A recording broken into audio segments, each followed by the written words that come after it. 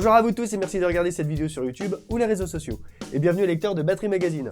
Aujourd'hui nous allons revenir sur la vidéo coordination pied-main warm-up.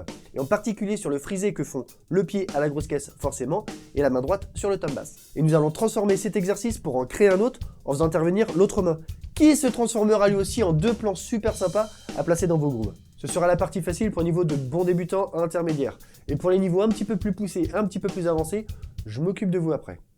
Alors dans l'exercice de l'autre vidéo, la première partie consiste à faire un frisé pied-main, comme ça.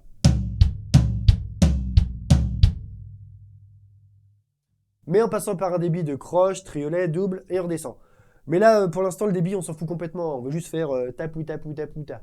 Et le principe est simple, on va rajouter une caisse claire sur le thumb bass et une autre sur la grosse caisse, juste de coup après. Pour vous aider, on va imaginer qu'elle joue en sextelet. On va placer une caisse claire, toutes les croches, donc tous les 3 coups, comme ça.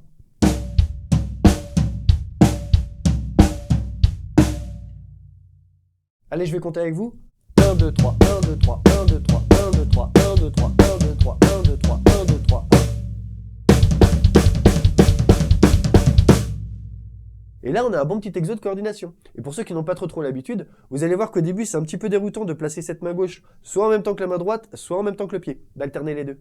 Et comme d'habitude, on commence doucement pour bien être sûr de notre précision, pour que la main gauche soit bien pile en même temps que la main droite ou que la grosse caisse, pour pas qu'il y ait de flat. Et si vous voulez le faire tourner comme un break de 4 temps en double croche, on va y apporter une petite modification, comme vous pouvez voir en bas. On a bien notre petit décalage sur les 3 premiers temps, mais sur le dernier, la caisse claire fait juste une noire. Elle bloque pour pouvoir reprendre sur le premier temps. Je vous le fais doucement.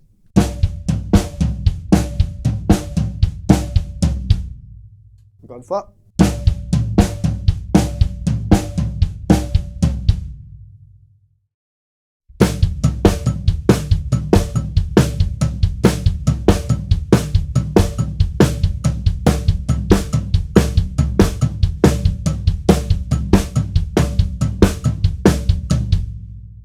Et si vous avez du mal à vous y retrouver, je vous conseille de compter les 5 caisses claires et de chanter la mélodie du break. Comme par exemple 1, 2, 3, 4, 5, pam, pam, pam, 1, 2, 3, 4, 5, pam, pam, pam. Et ensuite, il suffit d'accélérer et pourquoi pas vous amuser sur tout le kit plutôt que de tout faire sur la caisse claire. Moi, par exemple, j'aime bien intégrer le charlet.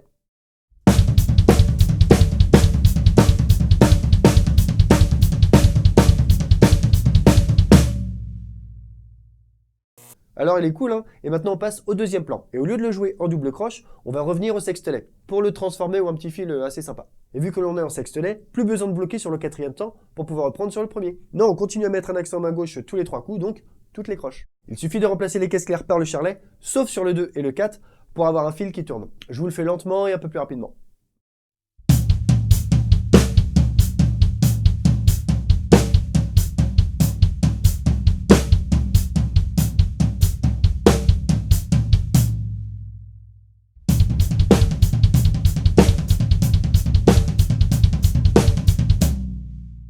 Et c'est à partir de ce plan-là en sextelet que l'on va construire celui que je vous ai fait en tout début de vidéo, pour les niveaux un petit peu plus poussés.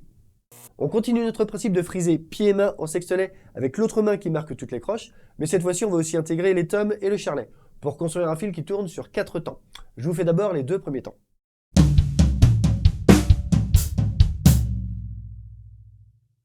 Encore une fois. Maintenant, les 2 derniers, on repart donc de la charlet.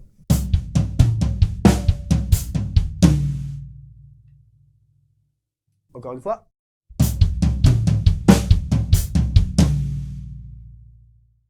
Ça marche, un entier, ça donne ça.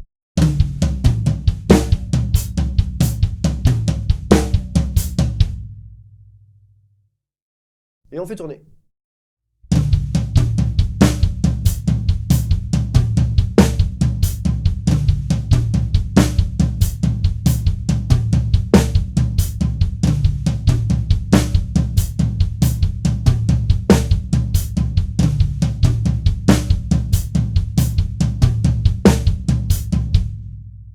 Et n'hésitez pas à faire un petit flat avec les 2 tomes sur le premier temps. Bon, pas forcément à chaque fois, mais j'aime bien, moi ça rajoute un peu de...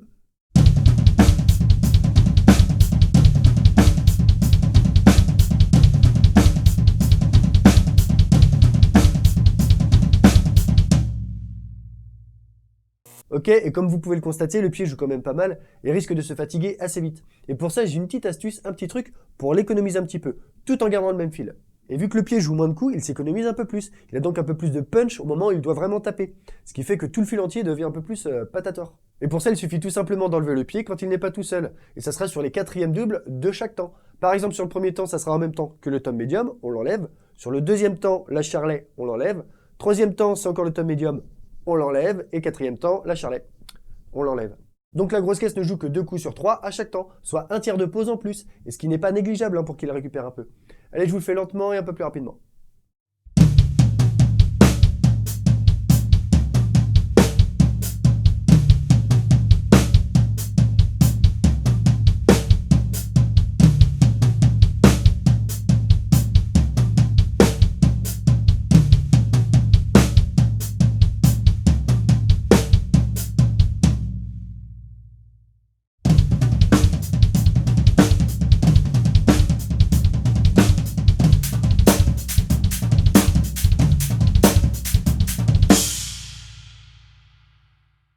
Et vous pouvez très bien le broder un petit peu plus, comme je viens de vous le faire, en rajoutant par exemple des rats 3 à la grosse caisse, ou en alternant le tom bass avec un stack. Et si vous n'avez pas de stack, pourquoi pas le dôme de la ride?